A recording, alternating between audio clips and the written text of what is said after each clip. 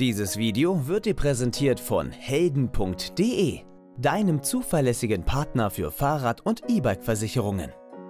Mit dem Heldencode aus der Videobeschreibung sparst du zusätzlich noch den ersten Monatsbeitrag und unterstützt dadurch diesen Kanal Fahrradstadt Hamburg.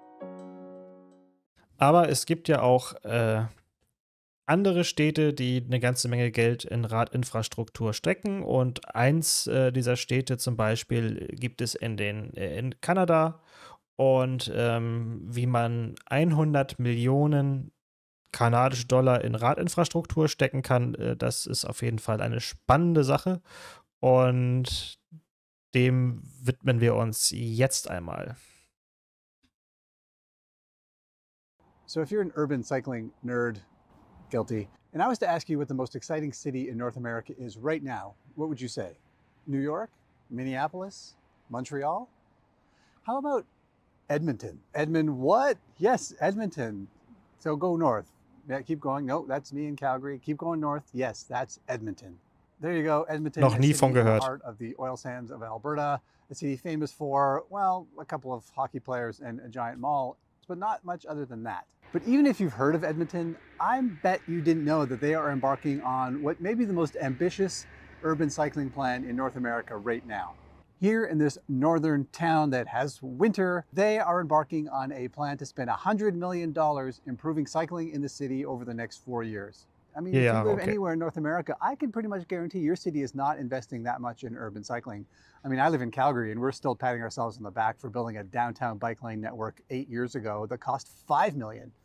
Edmonton's putting $100 million in, and that's only half of what the strategy calls for. This investment has the potential to truly improve the lives of the people who live here, laying the groundwork for a city that offers more transportation options, particularly for those who don't want or can't afford a car, better neighborhoods, quieter, more welcoming streets, more livable spaces, and resilience in the face of climate change.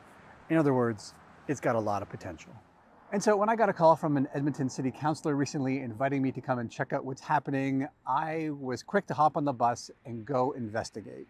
I want to know how this city became the most exciting cycling city in North America. Hey everyone, I'm Tom and this is Shifter, a channel about urban cycling, bike commuting, and the ways we get around our city. If you like this video, please consider hitting that subscribe button. So I visited Edmonton a couple of weeks ago on the invitation of City Councilor Michael Jans. Now he's one of the champions of this urban cycling strategy, and he was keen to show me around and talk about how he thinks Edmonton might change. And so he was basically my tour guide for a couple of days. But the first question, of course, is why? Why did he believe in this thing? Over the past 20 years, I think we've seen a growth in a cycling movement around the world, but particularly in the last 5 years with the advent of e-bikes and in the post-pandemic time, we've seen a cycling boom and an active transportation boom.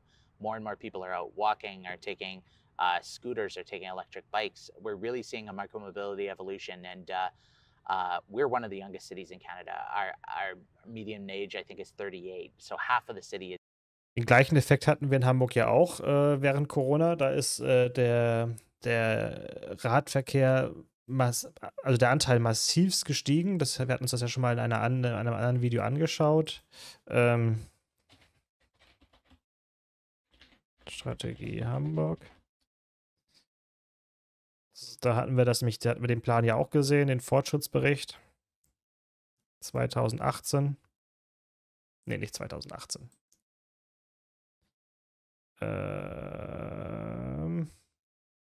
Ist das eine alte Seite hier?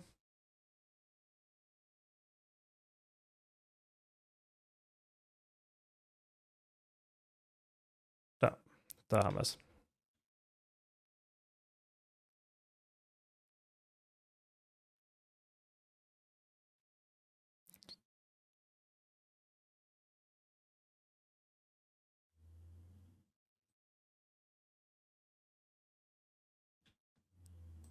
Zack. So, er lädt. So, wo haben wir denn hier? Da. Ne, hier hat man es nämlich auch gesehen gehabt. Den massiven Boom hier im Jahre 2020 im Radverkehr. Ja, auch wir haben während Corona ganz stark den Anstieg im Radverkehr gesehen, weil die Leute haben ÖPNV gemieden, die Leute haben entsprechend vermieden, es mit anderen Menschen in dem gleichen Bus oder der gleichen Bahn zu sitzen. Sind über alleine gefahren und deshalb hatten wir einen massiven Boom im Radverkehr. Der ist zwar zurückgegangen im Jahr danach, 2021 war er nicht mehr so stark wie im Jahre 2020, aber immer noch weit über dem Niveau von vor Corona. Und also den gleichen Effekt, den die hatten, hatten wir in Hamburg eben auch.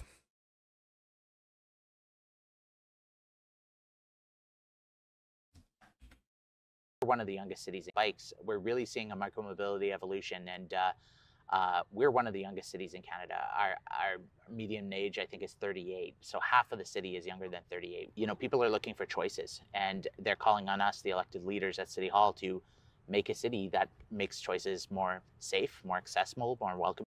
Ja, und wenn ich dann immer die FDP höre, die dann oder andere Leute von der Union oder so höre, die dann immer erzählen von wegen hier, wenn man Radverkehr ausbauen will, man will den Leuten was wegnehmen oder man will den Leuten im Auto was wegnehmen. Nee, man will einfach unterschiedliche Angebote schaffen. Unterschiedlichste Angebote für alle Menschen, sich frei zu entscheiden, wie sie sich fortbewegen wollen. Und wenn eine Infrastruktur nicht da ist, gibt es die Entscheidungsmöglichkeit nicht. Und das ist das, worauf er auch anspielt, ist, die jungen Menschen wollen die Möglichkeit haben, sich für den Radverkehr zu entscheiden. Und diese Infrastruktur anzubieten, ist das Elementare als ersten Schritt. More affordable, and we're answering the call. Let's back up. Here's what you need to know about Edmonton. It's a city of about 1 million people. It's the provincial capital of Alberta here in Canada. And it's pretty suburban and a pretty car-centric place. A few years ago, they put in a pretty solid network of downtown separated bike lanes, but there's still a lot of gaps in the network, and you still need a car to get around in most places because it's not that safe in most places to ride your bike. So in other words, it's just like most North American post-war cities. It has a beautiful river valley and some amazing festivals, and everyone I met was really nice, and so it's a pretty good city that way. But there's nothing special about it that would lend it towards cycling that's that different, I think, than most other cities of its size here in North America. And so while I was getting toured around by Councillor Jans, I had this thought in my mind, is like, what's happening here? What makes Edmonton so different than so many other cities where they've tried and failed to have an ambitious cycling plan like this? And so that was the thought I had in mind on this journey that we're going through today. We started by talking to Nathan Smith, a city planner with the city of Edmonton, and here's what he had to say. So the bike plan has an aspiration that Edmonton is a city where people are invited to cycle in all seasons and for all reasons. So in all seasons and for all reasons. Sehr guter Satz, den muss ich mir merken. Der ist gut. Der ist wirklich gut. Invited is a big, important part of that aspiration. So the goal is not necessarily to tell people what they need to do, how they should get around, but make sure that option is there and that it's inviting and feels safe and comfortable. So the bike plan looks to look at the active transportation network in a way that is safe and feels comfortable for people, no matter who they're biking with, why they're biking, where they're biking, and when they're biking. So Nathan was great and helpful. But he also said a lot of things that city planners everywhere say. But he did say one thing that caught my attention, and that was about how much engagement the city had with its bike plan. And this idea emerged again when I met Jason from the Urban Development Institute. Now, this is an organization that represents like land developers and home builders, and is maybe not the first organization you'd think of when you're talking about urban transportation. I mean, the stereotype is that they are always advocating for more suburban land so they can put up cheap and profitable suburban housing. But that's not what I heard from Jason. So there's no one size fits all approach. You know, the interventions that we do for the downtown in terms of a bicycle grid are not going to be the same for a suburban context. But I think that in general, there is sort of an embrace of creating and shifting towards a more walkable, connected way of building the city. The development industry and those who shape our communities are building places for people. The people that live in Edmonton are not a monolith. They all have a variety of expectations of what they'd like to see in their community. So I was a bit surprised to hear someone representing the development industry talking about these urban issues in that kind of way. But then it reminded me that Edmonton has actually been at the forefront of some pretty significant planning changes in recent years. Edmonton got rid of parking minimums a few years ago, which is a pretty big deal. A lot of cities have been talking about this for years, but have never actually managed to make it happen. Parking minimum require builders to put in a certain number of parking places per dwelling unit. We're hearing all over the place these days that parking minimums can have a real negative impact on density and affordability, but Edmonton got rid of them completely a couple of years ago. It's also already doing interesting projects like taking this overbuilt collector road and turning it into a more complete street with, better pedestrian and cycle. Okay. Die hellgrauen Sachen sind also sozusagen gemeinsame Geh- und Radwege geteilt pro Richtung. Okay, interessantes Konzept auf jeden Fall. Dass man sozusagen den Fußverkehr mitnimmt in geregelte Abläufe. Das scheint mir aber auch Loading Zone Walk, okay. Also auch ein Gehweg zu sein, aber der Fußverkehr darf also auch hier laufen, okay. Shared Pathway, okay, interessant. Hier hat man einen Bike Path und einen Walk, also einen Gehweg. Okay, also das finde ich spannend. So ein Konzept ist spannend, vor allem wenn es parallel auch noch einen Gehweg an sich gibt, ist auf jeden Fall interessant. Einrichtungsradweg, vor allem die Zweirichtungswege sind sehr wichtig und interessant. Parking, okay, scheinbar braucht man das trotzdem weiterhin. Auf jeden Fall spannend. Auch hier Aufpflasterung scheinbar, auf beiden Seiten eine Aufpflasterung. Auch interessant. Ja, das Konzept sieht spannend aus. Facilities, more trees, better landscaping, and just to improve. Ach, das ist eine Schule. Das ist sozusagen für die Elterntaxen. Elterntaxi. Okay. School Loading Zone Walk. Okay, das ist sozusagen dann für die zur Schule gehen, dann, dass die ihre Kinder hier an dem Parkplatz abladen können fürs Elterntaxi. Okay. Vibe and environment for everybody. So this got me thinking that maybe this cycling investment isn't such a big deal for Edmonton. Maybe it's not a huge leap because they've been having these tough conversations for a while. On this, Jason sort of agreed with that. There's a strong, engaged ecosystem of different stakeholders, whether it's developers, whether it's the industry, whether it's planners, architects, engineers, even community leagues, community organizations. I find it really fascinating. Everybody seems to know what the city plan is. Something as simple as combining your land use plan with your transportation plan is something that Edmonton did when adopting the city plan in 2020. So now we're thinking about how the buildings, the places that we shape are also influenced by how people move around. And I think a strong indicator of support for active transportation, not only from the development industry, but multiple stakeholders in the city, is that all of them know what the city plan is. Next, I hit up the bike advocates. These are my people. And I met with Stephen Rates of the group Paths for People, which advocates for active transportation. And he had a similar take in that there are a whole bunch of people in Edmonton aligned with the idea that cycling should be safer and easier for all kinds of people. Damit sind die ja schon viel weiter als andere Gesellschaften, dass die sich scheinbar über mehrere Gruppierungen klar im Klaren dazu sind oder einig sind, dass entsprechend der Ausbau von Radwegen gemacht werden muss. Ob da jetzt sozusagen der klassische Autofahrer oder die Autofahrerin in der Stadt jetzt auch dabei ist, kann ich jetzt nicht erkennen in dem Video. Das wäre spannend zu sehen, ob die sich da auch mit einig sind oder ob das nur die gleichen Communities, die sich einig sind, die sich auch bei uns einig sind. Auf jeden Fall spannend und interessant. There's a ton of different community-oriented groups in Edmonton that have been pushing towards that common goal of let's make a large investment in cycling and let's actually implement the infrastructure. And those groups, like their role has been to rep the communities that they come from. So whether it's like individual community leagues or like the Edmonton Federation of Community Leagues, everybody's coming from a different part of the city or a different kind of community or stakeholder and pushing for that common vision, like selling it to their community and then also selling it to council. Every city has bike advocacy groups who argue for the need for better, safe bike infrastructure, right? But they Genau, dafür in dem Sinne nochmal mein Aufruf. ADFC lohnt sich eine Mitgliedschaft übrigens immer. Often run into this brick wall known as the business community. And these are business owners who think that cars are essential to their business. And if we give any space away from motor vehicles towards cycling, that people are going to suddenly stop coming to their store and business will die. And Edmonton certainly has its business owners who fall into this category as well. But it's also got Okay, das beantwortet ja meine Frage von eben gerade schon mal. people like Jeff Nachagal, who owns a bakery called Sugared and Spiced. Now, his bakery operates out of this unique back alley laneway thing. And he told me that one of the reasons he liked this quirky location was actually because there was a bike lane nearby and because a surface parking lot recently was converted away from parking and into like a little parklet.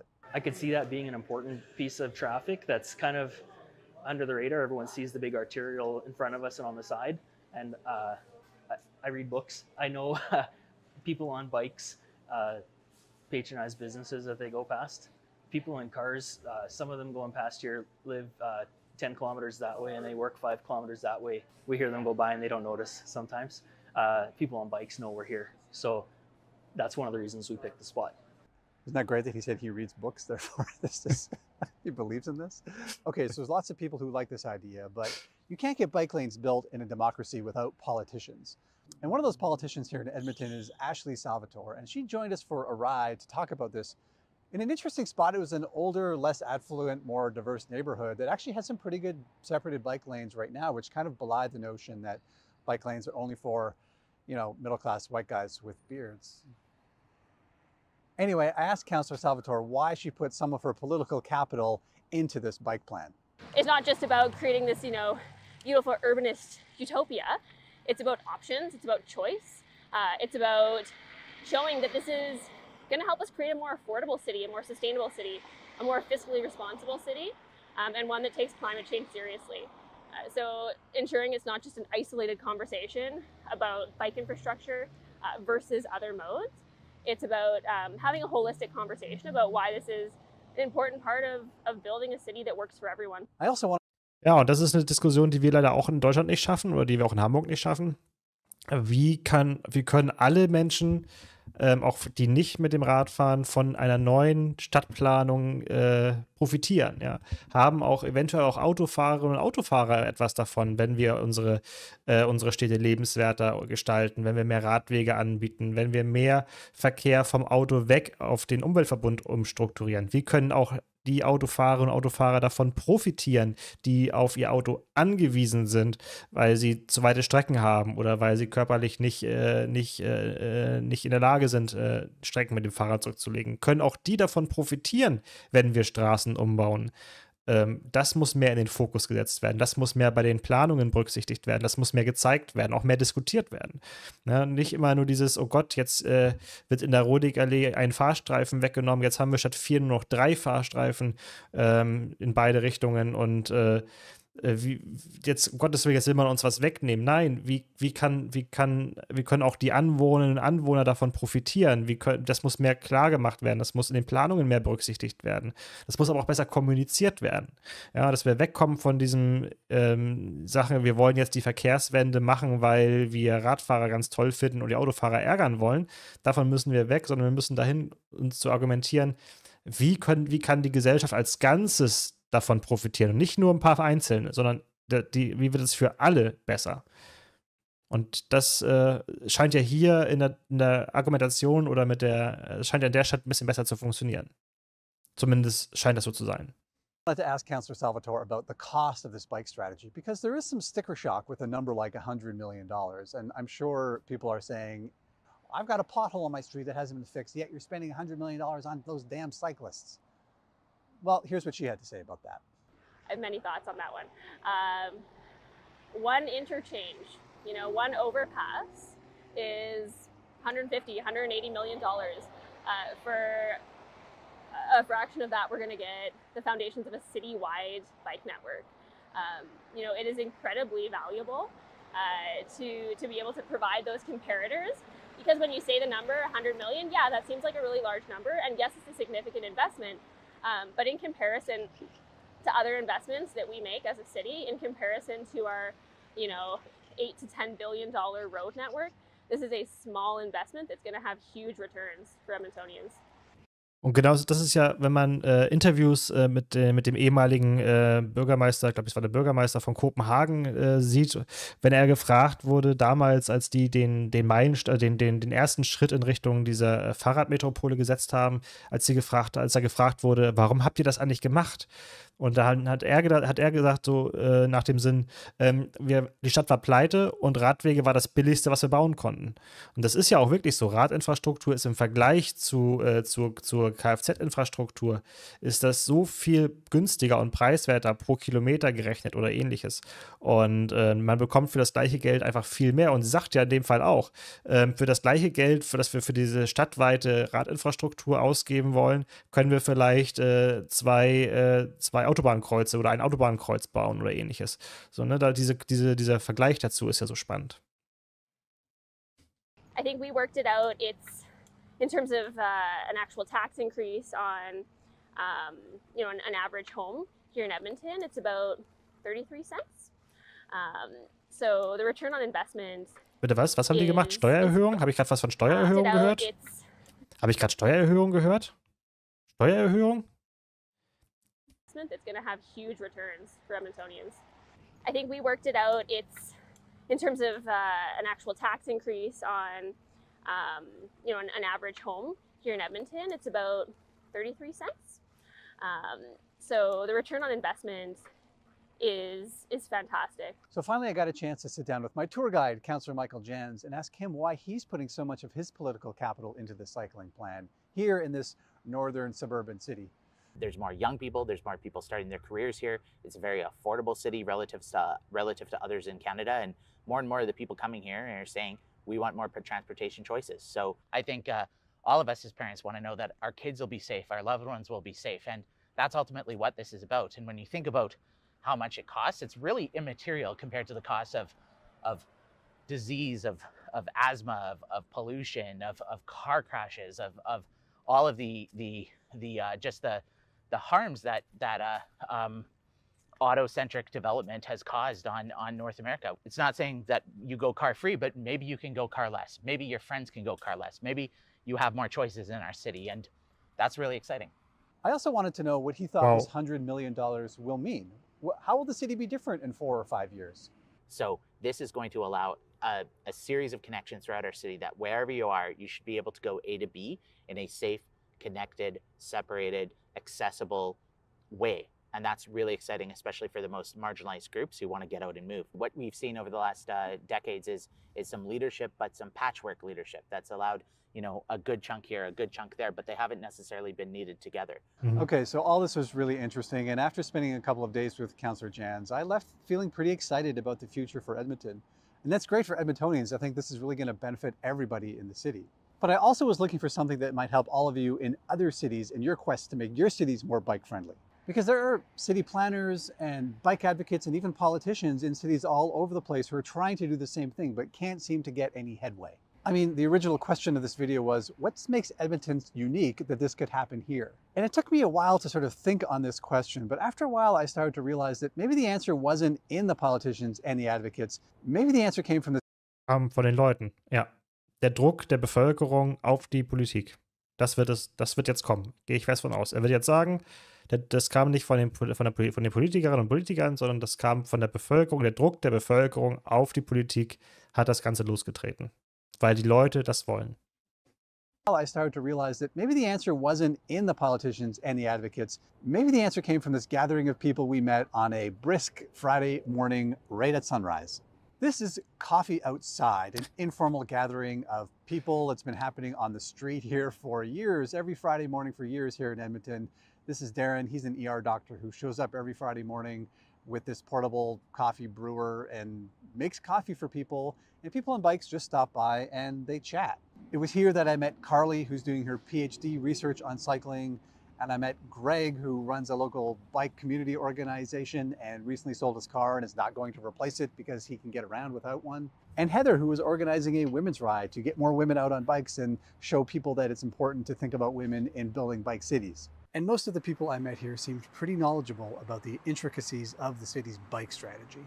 Now, Darren and his friend Glenn were identified as sort of the leaders or the founders or some of the originals of Coffee Outside. And so They were reluctant to take credit for anything, but I pinned them down and asked them some questions about how they may have influenced this citywide bike strategy. Are bikes essential to this mix? No, community is essential to this mix, and bikes tend to allow community to happen by taking away the boundaries that exist between people in cities.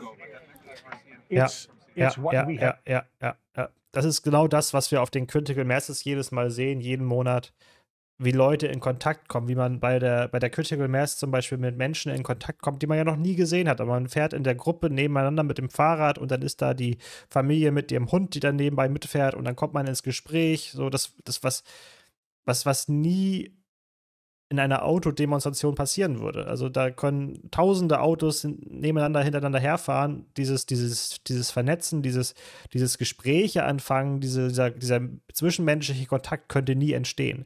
Und gerade auch, das erlebe ich auch immer wieder, ich treffe zwischendurch, wenn ich meine gleichen Schicht immer zur Arbeit fahre, oft Personen mal wieder, die auch die gleichen Schichten fahren sozusagen und die man auch unterwegs trifft.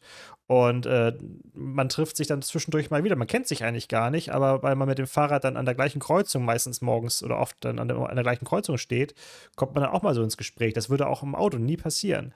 Und das ist genau das, was hier sozusagen jetzt auch passiert, durch diese Gruppe, die sie haben, durch dieses fehlende Blech um einen herum kommt man ins Gespräch. Das ist natürlich nicht etwas, was nur mit dem Fahrrad passieren kann, das kann auch zu Fuß passieren, so aber natürlich entscheidend ist, dass man eben nicht in seiner eigenen Hülle sitzt, sondern dass man in Kontakt mit anderen Menschen tritt. Auf verschiedene Arten und Weisen. In common. We're not all the same people, but we share being out in the city on bicycles for the most part. So bikes have brought us together. Bikes kind of keep us together. They're the vehicle of the event in a way. We had counselors come out. We've started a counselor on his bicycling. Yeah, Andrew Knack, we decided to take him for a ride, and he turned into a commuter. When there was the mayoral race, every single candidate except for one came to coffee outside just to court our favor. Yeah. So I think we have some influence. I think we're more just an example of the good aspects of cycling culture. So cycling's a very bodily thing. You show up with your body in a way that you're very aware of. You're very aware of your safety and your body when you're out in the city on a bike. And I think to show up here bodily, to be here physically, not just tweeting at each other or talking online, shows a commitment that is hard to ignore. And I think people notice that. And I like to think that witness has had some effect on making cycling just a way to get around. Did you catch what he said there? Bikes take away the boundaries that exist between people. Isn't that just like the best image? And that's what got me thinking that maybe this is what's key to what's happening in Edmonton here. What I mean is, if you have a community full of people who care about these issues and understand that cycling can make our lives and our cities and our world better, and they come together and they talk and they work really hard and they get the plans in place and they align goals and they get the political will and they convince people and they advocate, maybe when the time comes and the moment arrives, the city will be ready. Here's something else that the bike advocate Stephen Reitz told me. There's certain windows of time where things are quite opportune, and so when things might not be as opportune as it would have been with prior councils, we were not focused on that big money piece, and we're more focused about, okay, let's set a good framework in place so that if there is a future council that is ready to make the investment in infrastructure. So back to the original question of this video is, was there something special about Edmonton that it could make this investment? And I think the answer is no, there's nothing special about the city particularly, but maybe there is something special about the community. Yeah. What happened was a bunch of people came together, they got aligned on a great idea, they did all the hard work, and when the moment came, they were ready. So if you're looking for a takeaway from your city, maybe what you should be trying to do is something as simple as getting some bike friends together in the morning for coffee someday and just start talking. Thanks for watching. I'll see you next time. Oder fahrt in der Critical Mass in eurer Stadt mit, wie Felix gerade sagt. In den meisten deutschen Städten gibt es die Critical Mass, dann müssen wir vielleicht auch unseren Streaming-Tag nochmal wieder verschieben, weil in Hamburg ist es nämlich auch der Freitag.